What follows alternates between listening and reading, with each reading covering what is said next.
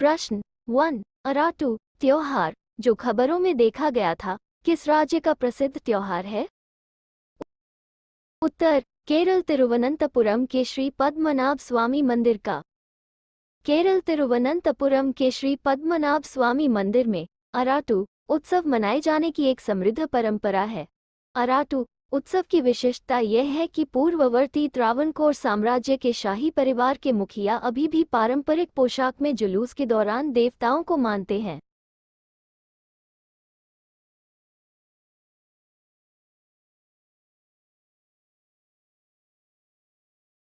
प्रश्न 2। भारत के पहले regional rapid transit system (RRTS) का क्या नाम है? उत्तर नमो भारत। नमो भारत नमो भारत। हाल ही में प्रधानमंत्री नरेंद्र मोदी ने देश के पहले regional rapid transit system (RRTS) नमो भारत को हरी झंडी दिखाई।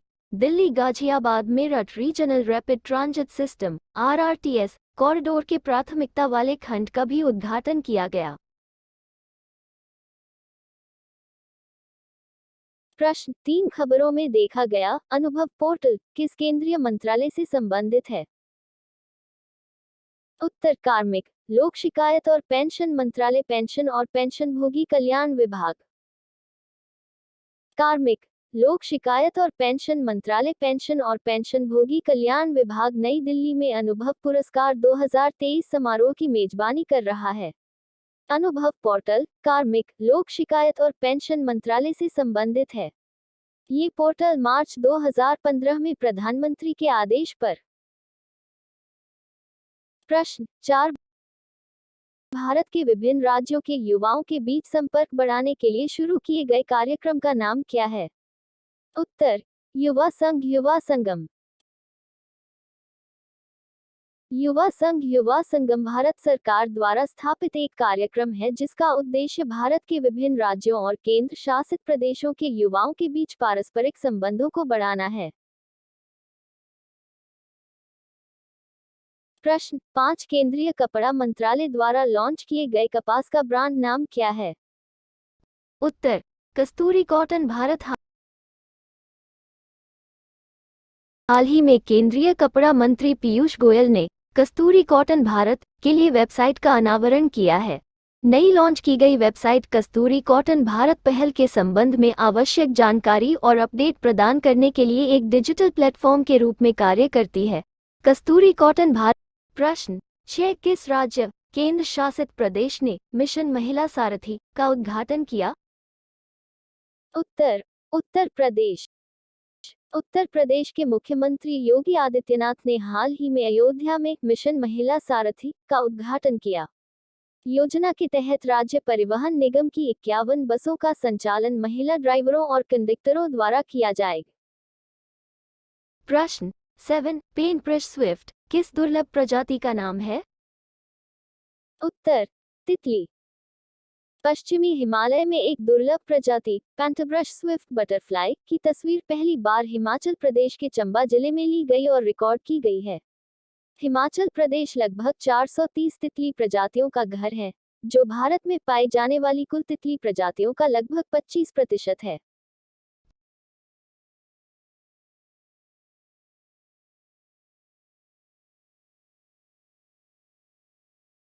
प्रश्न 8। किस जहाज निर्माण कंपनी ने स्टील्थ गाइडेड मिसाइल विध्वंसक प्रोजेक्ट 15B श्रेणी का तीसरा जहाज INS इम्फाल वितरित किया? उत्तर मझगांव डॉक शिपबिल्डर्स।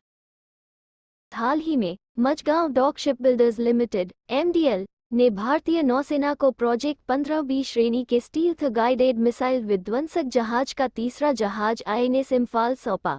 ये परियोजना निर्धारित समय से 4 महीने पहले पूरी हो गई।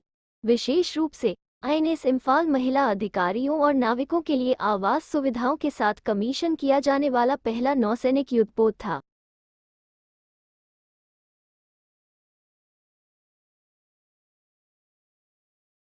प्रश्न 9। अपार अकाउंट रजिस्ट्री जो खबरों में देखी गई थी, किस क्षेत्र से संबंधित है?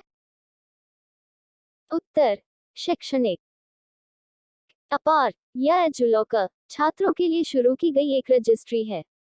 ये रजिस्ट्री छात्रों को एक विशिष्ट पहचान संख्या प्रदान करेगी। ये छात्रों को उनकी शैक्षणिक यात्रा और उपलब्धियों को डिजिटल रूप से ट्रैक करने की अनुमति देगा। ये रजिस्ट्री प्री प्राइमरी से लेकर उच्च शिक्षा तक प्रत्येक छात्र को एक विशिष्ट पहचान संख्या प्रदान करेगी।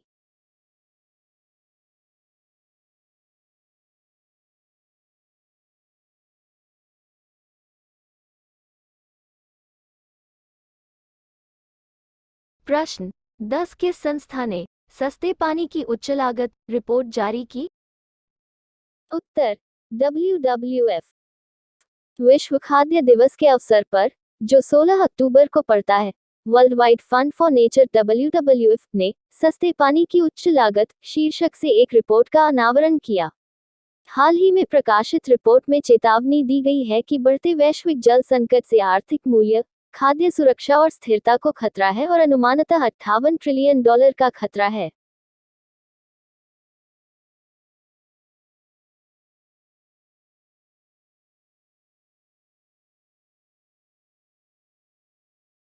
प्रश्न 11 अमृतकाल विजन 2047, जिसका हाल ही में अनावरण किया गया, किस क्षेत्र से संबंधित है? उत्तर समुद्री उद्योग। प्रधानमंत्री नरेंद्र मोदी ने वीडियो कॉन्फ्रेंस के जरिए ग्लोबल मैरीटाइम इंडिया समिट 2023 के उद्घाटन के दौरान अमृतकाल विजन 2047 पेश किया। भारत की समुद्री नीली अर्थव्यवस्था के लिए ये दीर्घकालिक योजना बंदरगाह के बुनियादी ढांचे में सुधार, स्थिरता को प्रोत्साहित करने और वैश्विक सहयोग को बढ़ावा देने के रणनीतिक प्रयासों पर प्रकाश डालती है।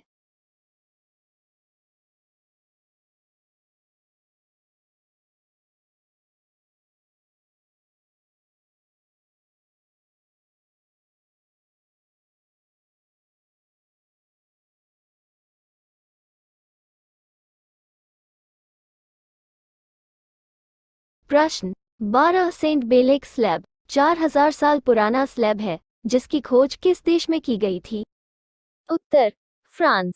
सेंट बेलेक स्लैब 1900 में फ्रांस के पश्चिमी तट पर ब्रिटनी में प्राचीन दफन टीले के किनारे एक अस्तर के रूप में पाया गया था। स्लैब के एक नए विश्लेषण से पता चलता है कि ये 2150 और 1600 ईसा पूर्व के बीच के भूले हुए कांस्य युग के स्थलों के स्थान को चिन्हित कर सकता है।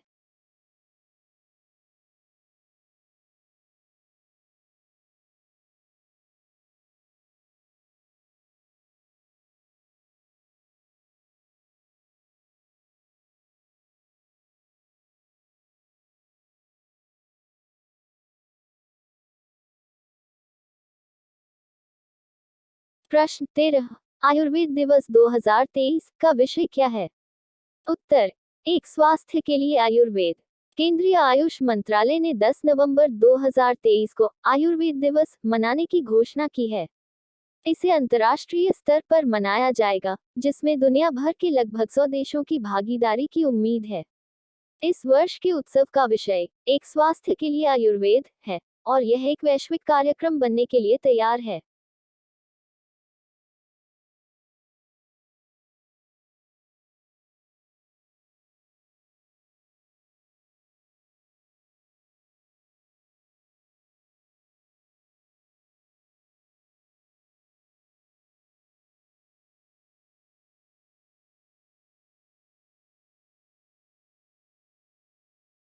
Thanks for watching video.